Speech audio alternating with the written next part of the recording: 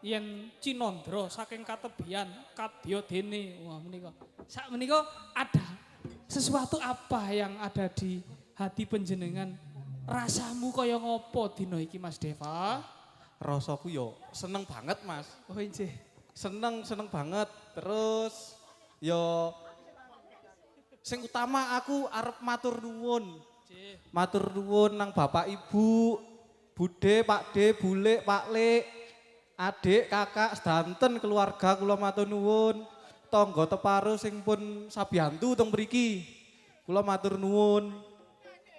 Terus kula matur nuwun teng kanca-kanca rencang niki Mas. Niki pun mek tak sambat tok Mas. Ha nggih. Pun budal mriki lho. Ha nggih, pol sak pole nek Kula pun kanca-kanca niki. matur nuwun. Niki kanca-kanca teman-teman baik saya semua niki.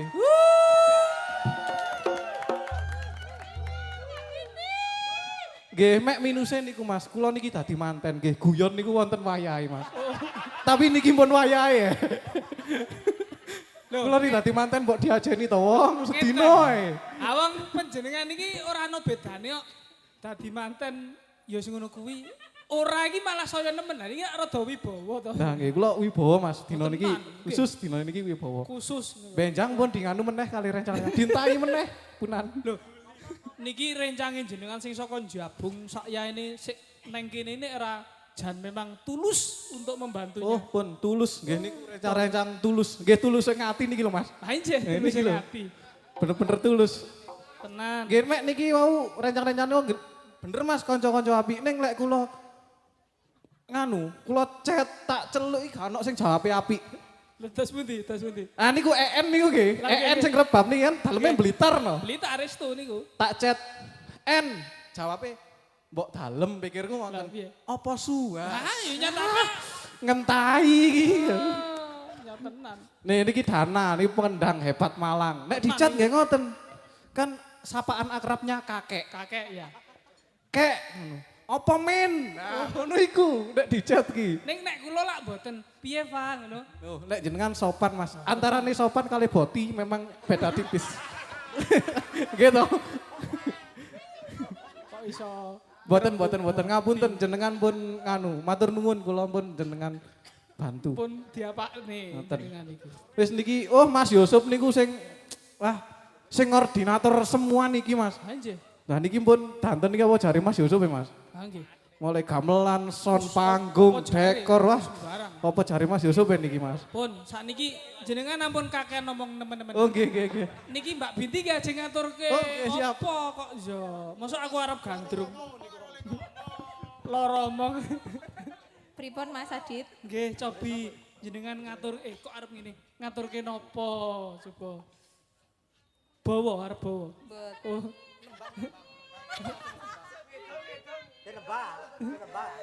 Cobi. Mbak Binti menapa panjenengan?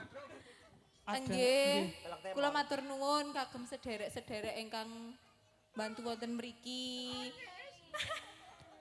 Sederek-sederek rencang-rencang, Bapak Ibu guru kula sing mboten nate kula semerap beliau-beliau niku menari, tapi untuk hari ini macak danten nari danten Tepuk tangan. nari danten tebe-tebe dugi Malang mriki nari Iku terharu. rencang-rencang nggih ngoten didadak wau dalu dikirimi notasi nggih langsung nggih Oh, tenan gitu. jan hebat pokok Mas Adit rencang-rencang Oh, niki, tenan jan. nggih wis. Niki mantra luka karawitan mantra luka. Kagungane Mas Deva ini wis luar biasa. Sae pun. Wes tuh. Pokok matur nuwun sanget kagem sedaya mawon. Nggih. Yang biyantu dugi mriki matur sembah nuwun kula Nggih. mboten saged maringi napa-napa. Jan anget dino niki anget sanget. Panas Mas. Yuk dikelilingi bukit. Anget Mas. Anget. Anget kuku. Nggih. Kula sak kanca nggih ngaturaken pambagyo wilujeng Mas Deva kalian Mbak Binti. Mugi-mugi anggenipun panjenengan menika nglampahing bebrayan tansah dipun paringi keselamatan ngantos sak kukutipun jagat. Amin. Nek cara umum menika cok sakinah mawaddah warahmah. Ngoten. Sampun nggih. Sampun. Napa enten melih? Nah, mangke panjenengan sak bibaripun langen beksan joget menika. Menika mangke panjenengan kudu nembang. Rungokno suarane Mas Deva. Monggo dipun pirsani midhangetaken tari Kembang Genjret. Sumangga.